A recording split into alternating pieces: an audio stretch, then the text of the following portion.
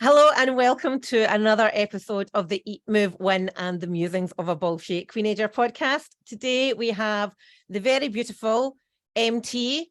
I am going to give her a surname, but first of all, she's only known as MT because she is like Cher or Beyonce or Pele, and that she only really has one name. You only ever need to know her as MT. So MT O'Donnell, and she is from Scotland Grows magazine. So welcome to the podcast, MT. It's absolutely lovely to have you here. What I'd love for you to do is tell us a little bit about you, who you are, where you're from, what you do, and how you got to do what you do, because it's really interesting. Okay, thanks very much for having me on the podcast, Emma. It's really nice to be on the other end of the mic for a change. Yeah. So I edit and produce Scotland Grows magazine, which is an online magazine all about gardening and growing in Scotland. And it really came about for a couple of reasons. So I was in gardening writing and was writing for all the big newspapers and gardening magazines. And then, like so many people's career stories these days, lockdown hit. All of the big gardening magazines put all their staff on furlough, so they weren't then paying freelancers to cover any stories. Mm-hmm. So that, combined with the fact that when I would pitch articles, they would say, "Oh my goodness, that's absolutely brilliant, but do you know what? Our readers don't want to read about gardens that far north." And yet I was reading about gardens in Devon, Cornwall, Somerset, and wherever gardens are gardens. So those two combined meant that I just then took the impetus during the very first lockdown and thought, well, to hell with this, I'll just start my own. And that's kind of what happened. I took all of my knowledge from writing and from gardening, which was a later in life admission, because I think definitely when we were younger, you didn't admit you were a gardener until you had a blue rinse. You know, it was kind of seen as something that retirees did, and it was an old person's activity. But what the pandemic, I think, really taught us was that we all came to appreciate the value of our outdoor spaces, particularly during, you remember that very first intense lockdown period when we were supposed to only be allowed out for one walk a day. Mm-hmm. People really came to appreciate what a green space meant to them, and was that connection with nature, it was being outside. And so gardening all of a sudden became trendy. It became the most Googled word and Googled phrases during that time period. Oh, is that right? Yeah, because everybody suddenly wanted to know, how can I improve my outdoor space? How can I do something out here? How can I grow something simple? People had more time as well to kind of get into gardening. So we saw across the UK, we saw 3 million new gardeners, which was great. How many of them are still gardening? You know, stats are out on that, but it's maybe sowing a seed, literally, for some people to keep going. So that's kind of where I came from. I was always really interested in gardening. My mum was a great gardener, and I really just wish I'd asked her more before she passed away, because I kind of took her knowledge for granted, and she did bits in my garden and it just kind of happened and I didn't really pay much attention to it. So I wish I'd asked a lot more, and then just kind of really, after I lost my mum, I kind of got into it, did lots of training, lots of just, everything, reading up and everything, and then got more and more into gardening as well as doing all of the writing with it. So kind of went in a roundabout way. But one of my key interests in gardening is all of the health and well-being benefits that come from gardening. And certainly there's been research for hundreds of years, right? Literally hundreds of years, about the ways in which gardening is good for you. If you think back to the Victorian era, people with mental health problems and difficulties were put into, what were asylums at that point in time. But what activities were they given to do? They were sent out into the gardens. Because even way back then, the benefits of gardening to help people just recover from problems or to get out of their own head for a while was so apparent. We kind of lost that somewhere in the middle, and now all of this research is coming back. We've conducted so much more research, and people are realizing that actually gardening is really good for mind, body, and soul. For you, from a personal point of view, what would you say is the biggest health or wellness benefit that you've had from it? Well, lots of things, actually. I'll say. So I don't go to a gym. Quite happy to admit that out loud. Never been in a gym, actually. So really? Oh, wow. I would say that gardening is my gym, because there's so many activities in the garden that if you think about them are equivalent to what you're doing in the gym, but you're doing them outside, you're getting fresh air and you're getting vitamin D. So if you're raking up leaves in your garden, for example, that calls on all the muscles in the top of your body. It's kind of hitting your upper body strain. If you're lifting bags of compost or bags of grass cuttings, for example, or carrying full watering cans, well, you've got benefits there that are akin to weightlifting. If you're constantly bending down to pick up weeds and stretching, it keeps your joints and your muscles kind of supple. So I just use the garden as my gym. It gives me those huge physical benefits. But mentally, if I have a business problem I'm working through or a personal problem, I literally go out to the garden and just dig and weed. And problems literally just disappear into the soil. I think it's that repetitive motion in the garden. If you're constantly digging or hoeing or weeding or planting, you're in your own headspace. It's all a bit quiet. It's a bit solitary. And for me, it just works out. And I know that from talking to lots of gardeners, it's the same. It's hard to quantify that and it's hard to research that, but it gives you like an inner peace and inner calm because you can find the brain chatter just slows down. So yeah, if I'm out there digging, and I have been known to be out there in the dark with a head torch on, I'm still going, and my family are like, "Where's mum?" in the garden. But it just gives me clarity. I think it's like people maybe who do running as well, and I guess go to the gym. It's just headspace. Yeah, it's so true. I was out last weekend. And just going back to what you were saying about, the equivalent of weightlifting, and absolutely, as I was lugging bags of manure and bags of compost, which has got exactly the same movement and muscle connection as a deadlift with a barbell. And I was squatting down and I was tying my netting up to my fence. Like people who know me over that, you were doing what? I was like, yeah, my netting for my sweet peas. But like I was in a squat position, doing the weeding. Like weeding is the bane of my existence. Like my garden is huge, right? It's like a football pitch. And I have got in my head, I've got all these creative ideas. And then I go, oh my God, it's going to take forever to do all that. So then I've just left it as a border. But like the weeding, and I've got so many dandelions, but that's a whole different story. I might actually ask you to answer this because I know a lot of people that have got a lot of horrific dandelions in their garden. But it absolutely is. And see the day after, like, I don't know if you've heard of DOMS, if you've never been in it, but DOMS is delayed onset muscle soreness. And it's quite common for people that work out, and especially if they've maybe trained a different body area than normal. All over DOMS, like I train 4 times a week. So I'm kind of used to it, but all over DOMS because I was recruiting all these little muscles that I wouldn't normally use because I'm very used to like a dumbbell or a barbell, but because you're having to get more mobile and use different accessory muscles, Yeah, that's what gardening does. Gardening actually engages the whole body, so it calls on all the major muscle groups in the back, the legs, the abdominal areas. It calls on all of that. So just like we said, all the things that you do, like you hate weeding, but that's stretching for, a pesky weed or pushing a lawnmower or you're digging out potatoes or a plant or digging a new board or lifting bags of compost, all of that, you're working multiple muscles at the same time. So you're kind of getting an all over body workout without even trying.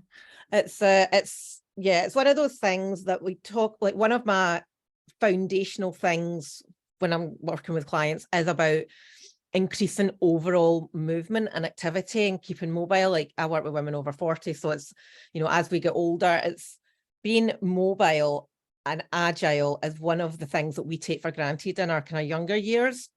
But being active and mobile now is what is going to serve us when we're in our 80s. What's going to keep us.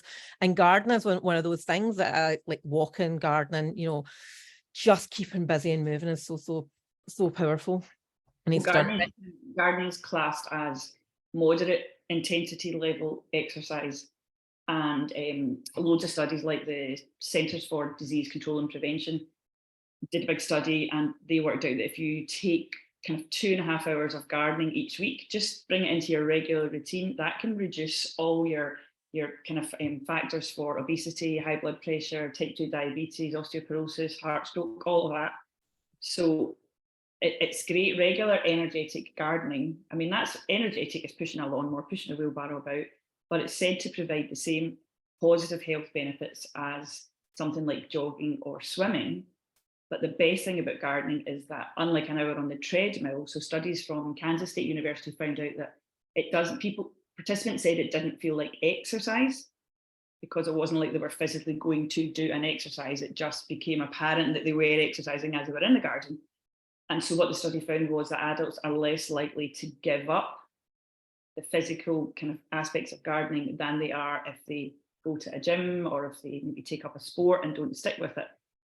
And that's primarily because as the seasons change and as the jobs change in the garden, there's always something new to do. So it's not like the same kind of routine all of the time. Yeah, it's the true, I suppose, the original form of functional fitness, isn't it? Like being able to bend down and pick things up, be able to reach up high and get things.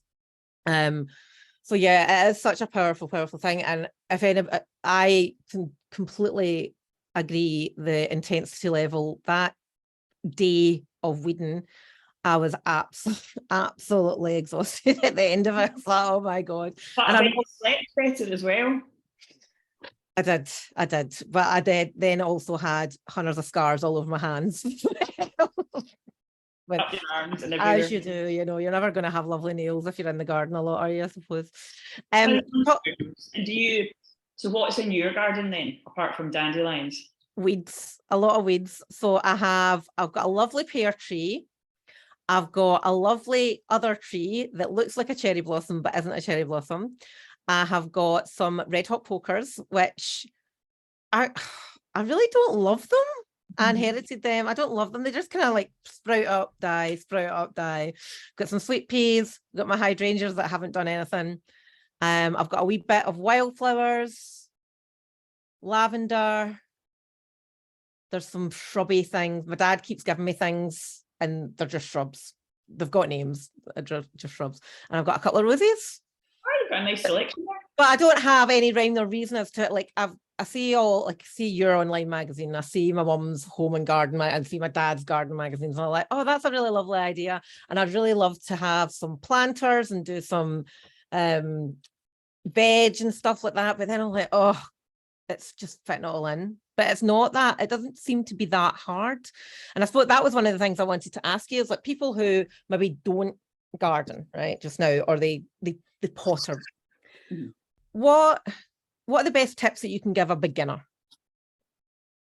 Well, I think if you have never done any gardening and you just want to get into gardening, then the best thing you can do is literally just give it a go. It's that simple. You've got nothing to lose except time and a bit of money. And you don't even have to spend that much. Gardening doesn't need to be an activity that costs a lot with lots of fancy equipment. You can start sowing seeds inside yogurt pots. You can keep, the plastic containers you get grapes in, or you get chicken in and stuff. You can use that to sow salad leaves and stuff. So gardening doesn't have to cost a lot of money. All you're investing then is kind of your time. That's all you've got to lose. But you've also got all of your problems and all of your worries and everything that will literally, as I said earlier, just disappear into the soil. So the first thing I would say is give it a go. You've got nothing to lose. Second thing I would say is whether you want a space that's pretty or productive, and it can be both. Some people want to grow edibles, some people don't, but the two don't have to be completely separate. You can marry them both together and have a garden which is really pretty and productive. Almost anything is possible to grow in your garden, as long as you know the right plant for the right place. So all that means is just doing a little bit of research. Like you research for anything that you want to do. So a little bit of research, look online, look over the fence at your neighbour's garden. That's a brilliant thing to do, because chances are if it's going to survive in your neighbour's garden, your soil type and aspect will be quite similar. So that's a really good place to start. Do some research, read Scotland Grows magazine, for example. Listen to our podcasts. And if something doesn't grow well for you or it dies, don't be disheartened like you are with your hydrangeas. It's probably not your fault, but it's just to do with you not giving the plant what it needs. So put yourself in the position of the plant. So if I were a plant, for example, that thrived in full sun, I'm not going to be floriferous if you stick me in the shade. If I'm a plant that likes my roots in really wet, boggy, clay soil, if you stick me in a pot up against the rain shadow of a wall, you're going to totally dehydrate me, so I'm not going to flower for you. So the gardener's mantra, right plant, right place, kind of works for a reason. So don't just go, if you're a new gardener, to a garden centre and be wowed by all the colour and the like tropical looking plants and plants that need a Mediterranean climate and they've got no chance of growing whatsoever in your garden. Find out, you know, what is the right plant for the right place in your garden. I would always encourage everyone to try and grow their own, a little bit of it. Now, you're not going to become self-sustaining overnight. You're not going to be able to grow enough in a regular urban-sized garden to sustain you and your family's eating needs. But you can be a wee bit self-provisioning. There's nothing, I mean, absolutely nothing better tasting than going out, picking your own strawberries, cutting your own lettuce leaves. My favourites are potatoes and cabbage. See, digging up your own potatoes. It sounds ridiculous, but digging up your own potatoes, it literally is like digging for treasure. Taking them in, cooking them, going back outside and then thinking, what else? Maybe you've got peas growing, pull off a couple of pea pods, pull off a couple of cabbage leaves. You'll not believe the colour palette then on your plate. That green is deep and it's intense. You know that what you've grown hasn't been sprayed with pesticides or insecticides, so it's really healthy for your body. You know you've reduced your carbon footprint because you've not gone anywhere. You've not used any kind of plastics or anything for it. But best of all, it's just really, really good for your mental health as well. So lots of studies point to the fact, as I said before, that gardening is very good for you. But with growing your own produce, it's not just the nurturing benefits which are apparent, but a successful harvest where you're going plot to plate has a massive, massive benefits for your self-esteem because you did it. You got maybe a packet of seeds that costs, you can packet of seeds for less than £1, or you can buy little plug plants which are already established for a couple of pounds, but keeping that alive, growing it, and then putting it on your plate has huge self-esteem benefits. And then the last tip I would give to beginner gardeners is always to photograph your garden regularly. Oh, why? Well, loads of reasons. So one, you might have a lovely garden in the summer, so you might have your roses in full bloom and your hydrangeas might come back and it looks fab. But when you look out then kind of in the bleak midwinter and everything looks like twigs and sticks and brownness, it's really difficult to remember how good it looked in the summer. And that's quite often where people go out and think, oh, everything's dead here, I'm digging it all up and starting again. But actually your plants are just hibernating over the winter time. They're storing energy in their roots and they're ready to bounce back. So I would say pick either like the beginning or the end of the month, photograph your garden for a year, kind of try and get the same position, the same borders. And when you look back, you'll be amazed at your own progress. So it gives you, again, that massive boost of self-esteem because you think, gosh, look how good that garden looked in July or in June or in August. You can start to see the months where it didn't look as good and you could see gaps where you can put things in. But it also just saves as a really good kind of aide-memoire. And, you know, we're all getting a wee bit older and need a bit of help memory and list-wise. So look back and think, you know, if you've got tulips or if you've had tulips and daffodils in your garden and they're dying back now, come the autumn time when you go to stick more tulips in, it's really difficult to remember where you had last year's tulips and if you're leaving them in the ground to come back, whereas if you've got a picture and you can look back at it, you can say, oh yeah, I had a wee cluster there, now I want to have a wee cluster over there. So give it a go if you're a new gardener, do some research, find the right plant for the right place, give growing your own a wee try and photograph your garden regularly, I would kind of say are best things for new gardeners to try. And you'll get physical benefits, but you'll get so many well-being benefits as well. Half an hour in the garden, and I do say to people, like, break tasks down into 10-minute tasks, right? You can find 10 minutes in your day, and that might just be going out and do one job, move a pot, water a pot, feed a plant, deadhead a plant, pick one job and then build up.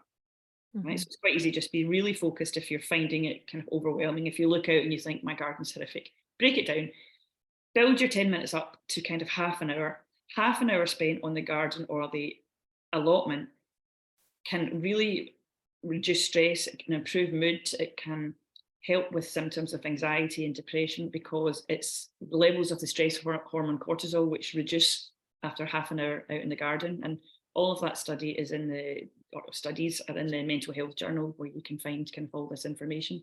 So garden it's a form of therapy as well. It's great for reducing stress. And if you can build up your time in the garden, then you're kind of building up all the well-being benefits for you. The mental health charity Mind actually compared two kind of study groups with short walks. One group walked through a garden and one group walked through a shopping centre. Now, it's probably not rocket science to work out. Group showed the greater improvement in mental health. Mm-hmm. Absolutely. It's so true.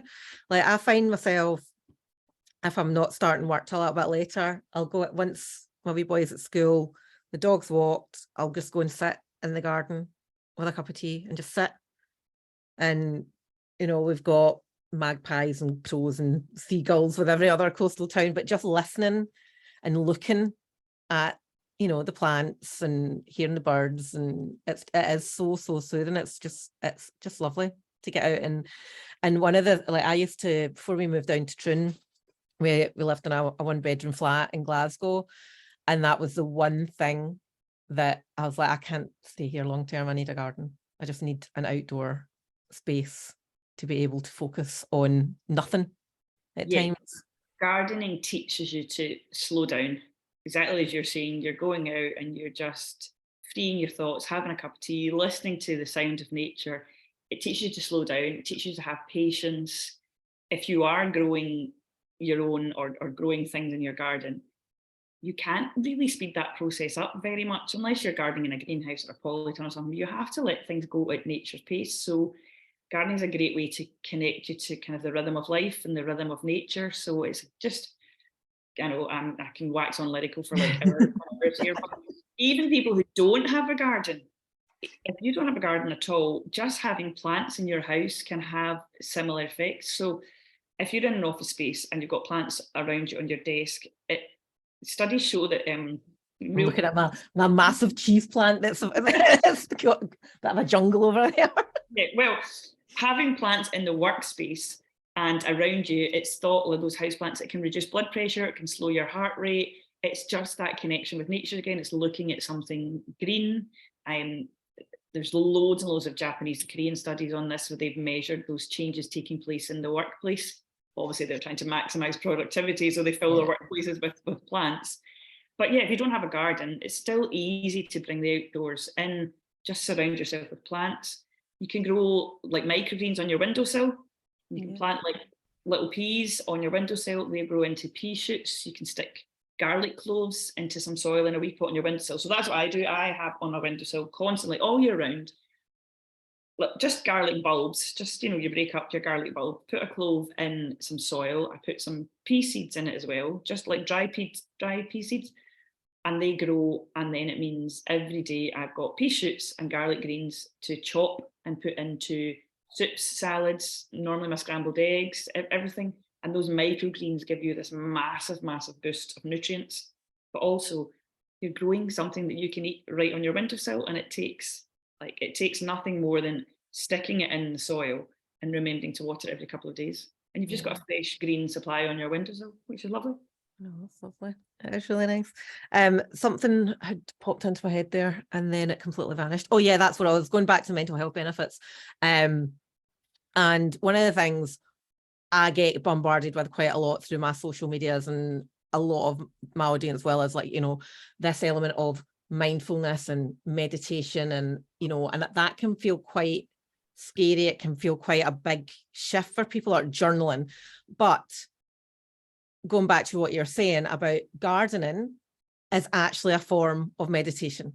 It's actually a form of being able to just focus on something else other than whatever's going on in our heads. So if you've been told, oh, you need to take some time for yourself, or you need to implement some self-care, there is, like, gardening is one of those things that can completely trump sitting down with a journal and trying to force words to come out, if you could just go and let it out through the form of gardening.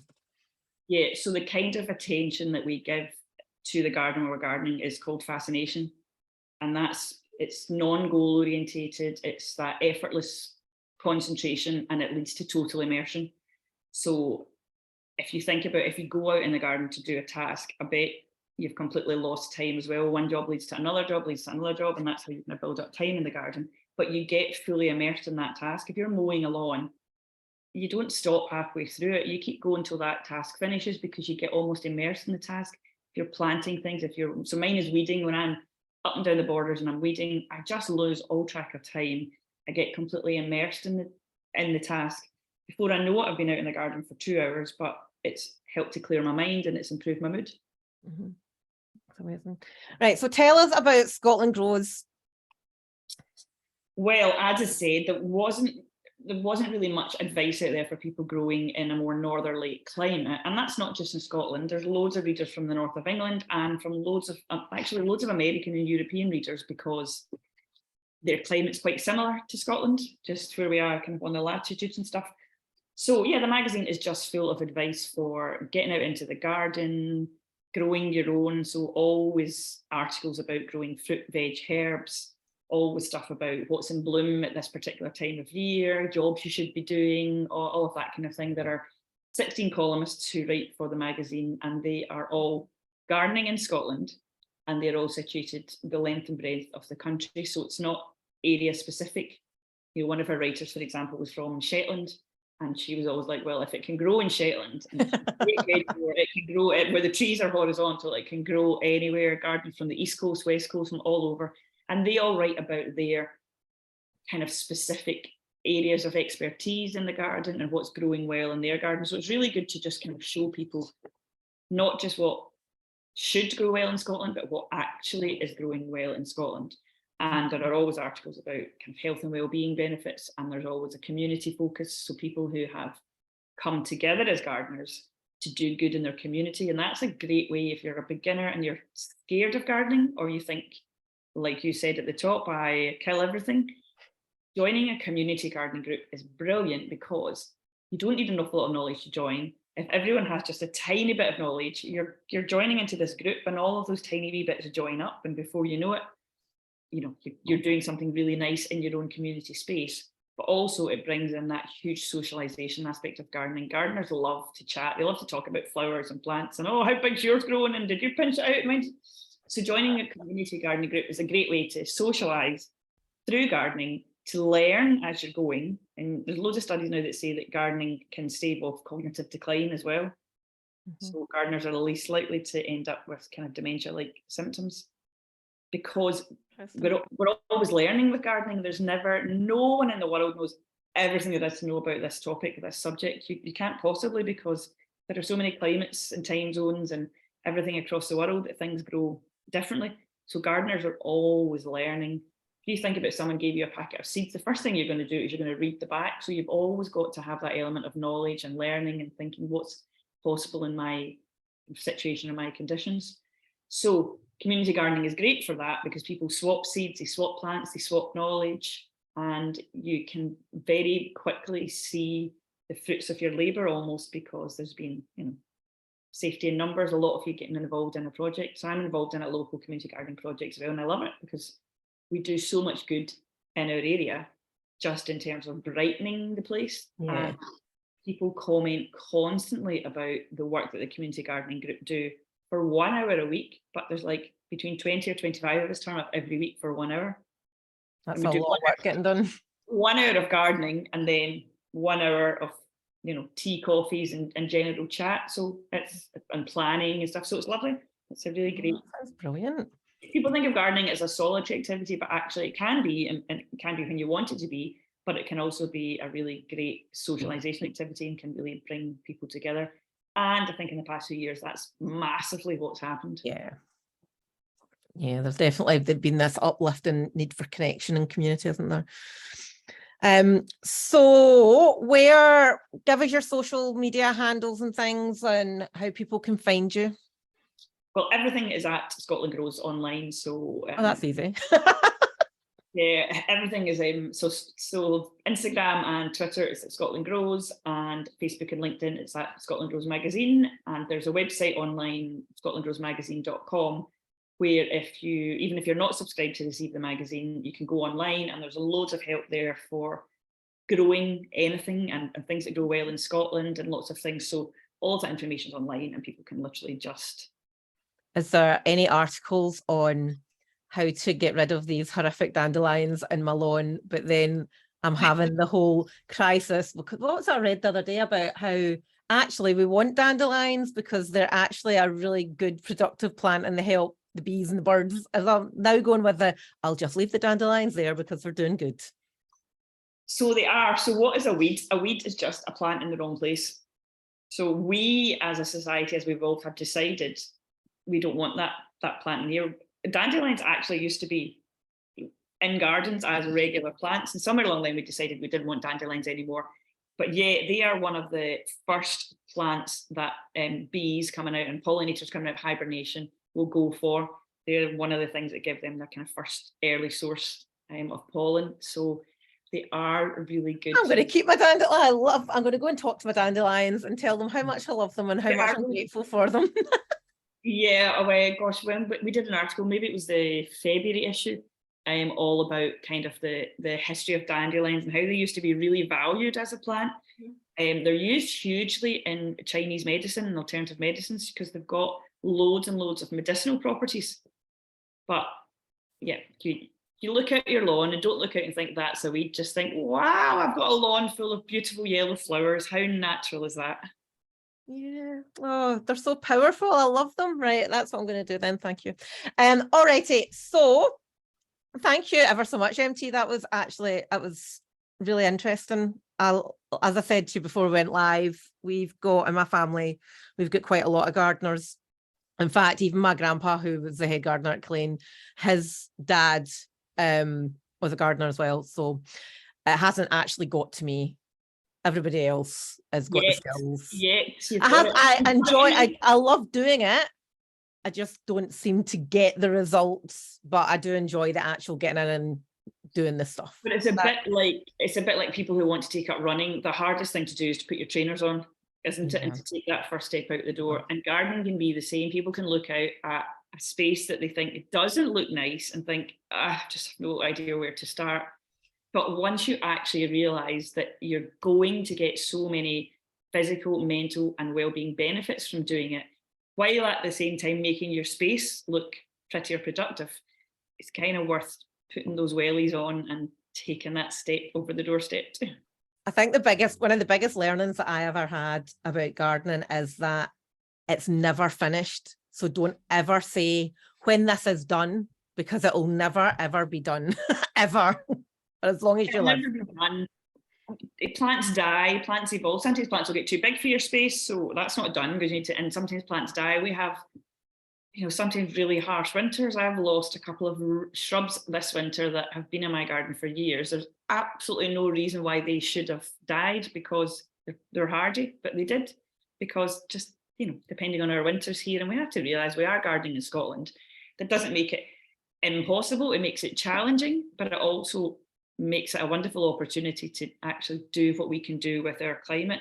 Scotland's famed for generally heavy clay soil in a lot of Scotland, and we're famed for growing things like rhododendrons and Himalayan blue poppies, things that they can't grow further south. Further south they can't grow blue poppies. So we can grow things here that makes us the envy of the world. Oh, what? Fab. All right, so I'm gonna let it go. Thank you very much, people. If you want to find more about MT or Scotland Grows, as you said, it's at Scotland Grows on Instagram and Twitter, or the website is scotlandgrowsmagazine.com. Lovely to have you here. Thank you so much, MT. Thanks very much, Emma. Speak to you soon.